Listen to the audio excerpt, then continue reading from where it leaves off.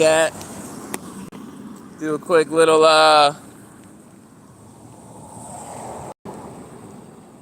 hold on, my bad. Do a quick little stream for y'all. It's probably gonna be about 30 minutes. Walking back to the crib right now. I was gonna go get a little workout in, but it's just raining pretty bad. I'm pretty sore from yesterday, and I done mowed the yard today. I had to go bring the bench back to the dude's house. Well, I don't even want to get into that today. I did keep the weights. I kept the bar. I kept the weights, but it was just way too problematic on keeping that bench. I'm talking. I'm sleeping, and I took a shower after I mowed the yard this morning, and then I'm taking a nap. I finally am able to fall back asleep after 2 hours. I get woken up twice during my nap, so about reasons as to why I shouldn't keep the bench, and I didn't have it in me. I was about to lose my temper. I was about to explode. I was about to say some things that I would have regretted saying, because I'm supposed to be a bigger man, I'm the man. So I'm supposed to lead by example and stay positive, so forget about everything I said about the bench last video. I don't even want to get into it. I don't even want to talk about the bench. I don't want to even hear the word bench for a while. So, but I did get to keep the bar and 80 pounds of weights or whatever. I think I can only put 60 on it though, because it only has enough room for 3 on each side, and they're 10-pound weights. So one's broken anyways. It's all cracked, so it's not a big deal. That'll be perfect to do curls with, because I got pretty toned up and jacked up when I was curling 25-pound dumbbells and doing stuff with it. So now instead of 50 pounds, it'll be, I think it's a 5-pound bar, so it'll be 65 instead of 50. So it is what it is. You win some and you lose some in life. I'm going to turn down here because these guys are weed eating. Before we get into today's story, just hit the smoke shop. You already know what time it is. I had to get the, if any of y'all are vaping, I definitely recommend stop doing the geek bars. Stop doing the geek bars. Stop doing the breezes and all that stuff. I've done tried them all. Lost Marinara. This is Baja Splash. It tastes like a 7-Up. I completely recommend it. Lost Mary disposables are kind of because they don't really last long. But the 2-pack of vape pods for $18 and geek bars are $22? One pod lasts me about a whole week, so I definitely recommend it. So I just wanted to get that out there before we start with today's story. What's up, chat? How y'all doing? What's up, Michelle? Basically, we're talking about what happens when you snitch on somebody in prison, and it's gonna be all different. There's a white car with an American flag, like a giant flag on the back. All different types of things can happen in prison, and this specific story just kind of got to me because I had to do some time with this guy, and his name was Red, and so he was a little bit shorter than me. He was basically a ginger. He had freckles all over his face, his arms, his body, and or at least his arms and his face. I don't know, what everything else looked like, and he had the red head. It was like a reddish, blondish hair. And so what happened was he just got dropped to community custody. And in the state of Florida, what that means is that you're waiting to go to work release now. If they drop you to community custody, you're filling out, you're getting low on time, and you're eligible to just get pulled whatever day they want to pull you. You're not going to know when they do it. It's going to be, they're going to get a list that night. They're going to tell you, they're going to wake you up around midnight. And usually when that next shift comes in around midnight, it'll probably be about 12:30, 1 o'clock. They're going to wake you up and say to start packing your bags.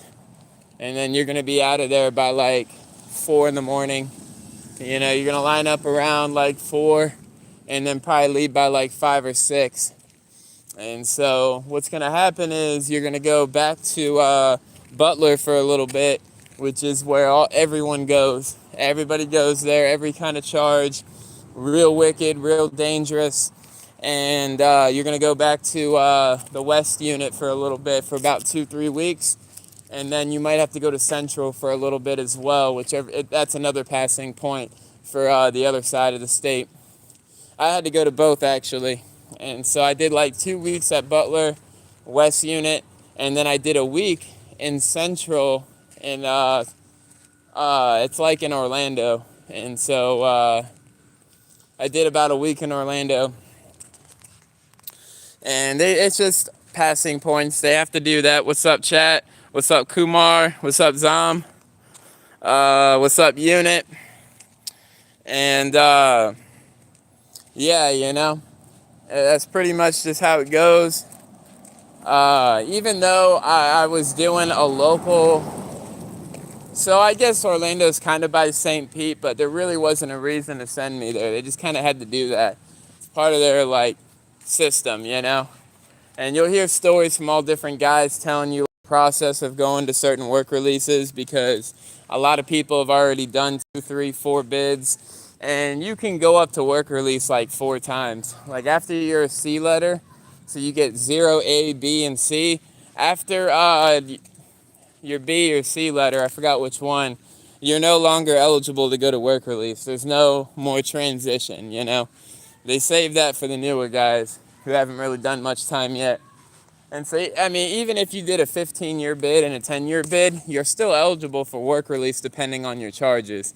You know, if you get like crazy manslaughter charges and stuff, no, you're not going at the gate. You know, if you get a sexual charge or something like that involving whoever, you know, you'll never see outside the fence. And you'll be at a maximum facility. So it'll get pretty wicked out there. But for someone like me who just had drug charges, you know, it's just work release that last year. And so basically, I'm at the work camp still. Red just got down to community. And, you know, he was having problems with this black guy. And it just got real wicked quick. Like, he wasn't, they kept beefing all the time. They kept arguing and stuff, right? So, long story short, they just got into it one day. And, you know, he's pushing him around. And white boy told, dude. Red, like, straight up snitched and told the officer, like, check the cameras. This dude hit me. He was pushing me and shoving me and laid his hands on me. And they sent him to the box.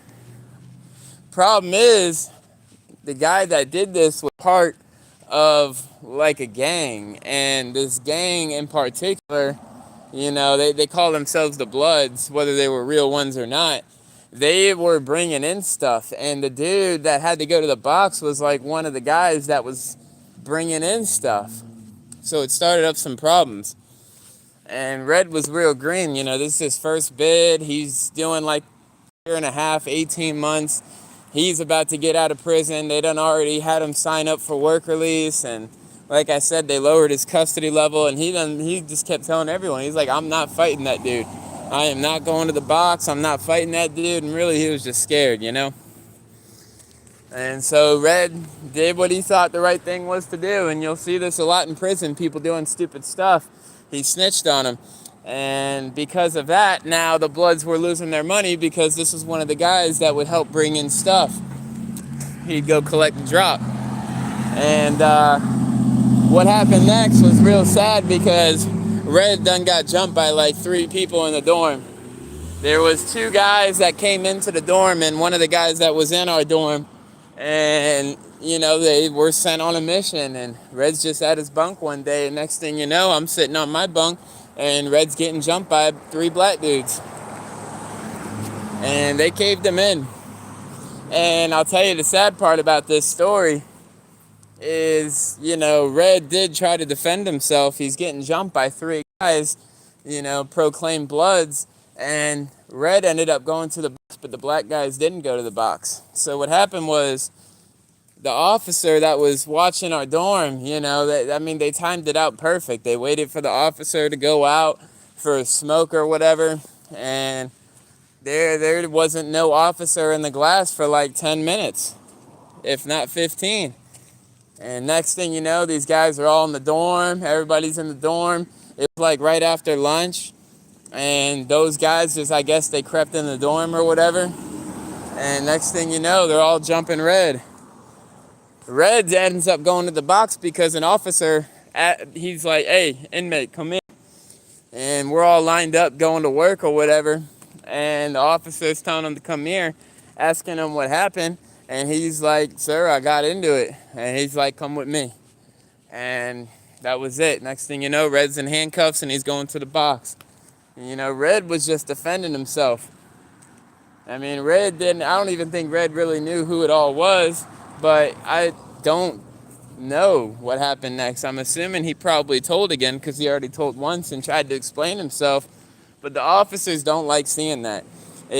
One thing about it here in Florida prison, they don't want to see you with black eyes. And his face was all caved in, all bruises and welts under his eyes swollen shut, side of his face right here was all swollen, caved in, and it was bad. Like half his face was like bigger than the other half, and he was messed up looking. He got jumped by 3 people, and so he tried to not go to work. They wanted to see him. They call him out. One of the officers tells him to go outside. He comes out.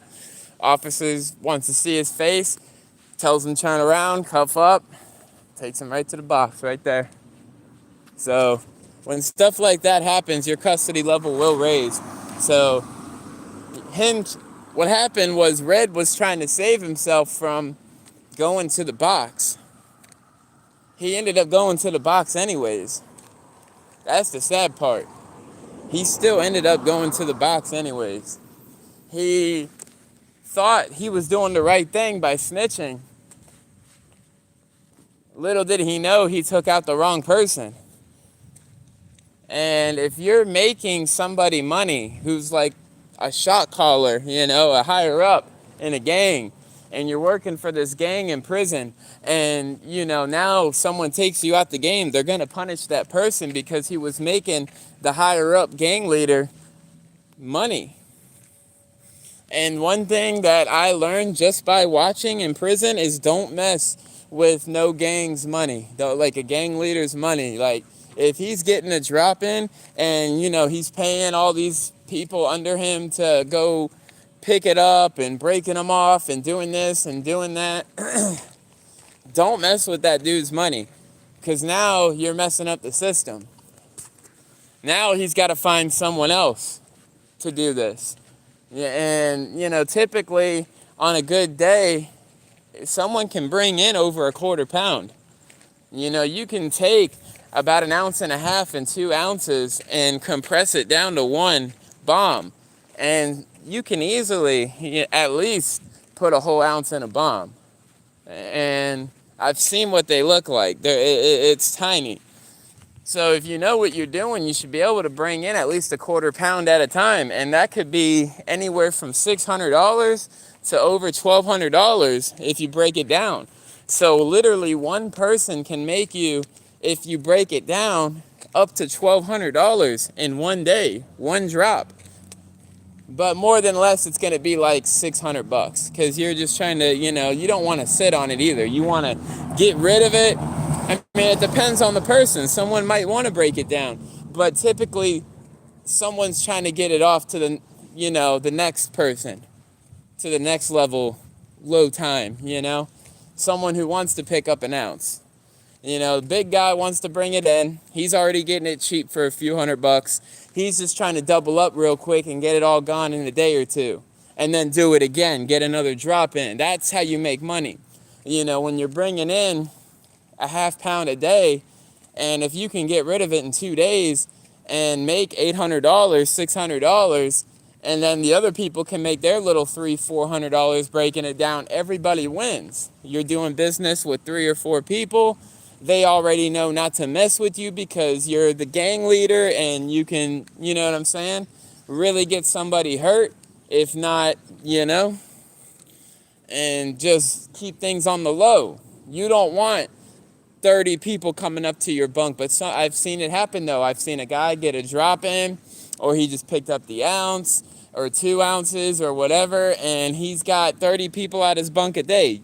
You really don't want that because it's going to get hot, and now your bunk's getting searched more. So now you got to buy other people's bunks, and you got to, other people start renting their drawers out and their houses out, and it's just a lot more legwork.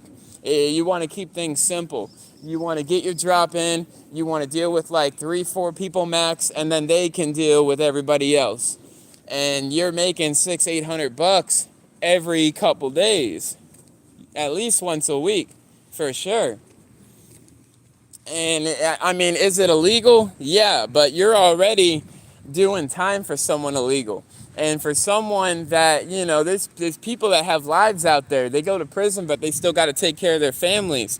And they got to get money for their kids. The wives weren't working because husband was the dope boy. So now he's got to make moves in prison. Wife's bombing up everything, dropping off stuff. Baby daddy, husband, whatever. He's sending people out on missions to go pick up stuff. And, that $600-800 a week, that's going back to baby mom's Cash App. You got a jack, so you can deal with Cash App on your phone too, but, that money goes right to a cell phone and maybe $100 in canteen a week, if that. Because you got to have your coffee, you got to get your protein in, you're probably not going to chow since you're getting money, and then, baby mom has bills, you got to be able to pay those bills every month. So this is what it's come to. Baby moms is making plays on the street too, but now you're getting this extra $600-800 a week in prison, if not more. But I'm just talking how it was at the work camp. This ain't federal. This is just work camp. So we're trying to get realistic numbers here, and that's just how it goes. And that's all it is, chat. That's the name of the game. But when you take somebody out the game, that's bringing in ounces at a time, there's problems that come to this. There's problems that come to this. You're messing up the money. You're messing up the bills. So now that gang leader gets all mad, and he's letting it off. He's letting it off, chat. That's pretty much it for story time, though. So it's about to get rainy here.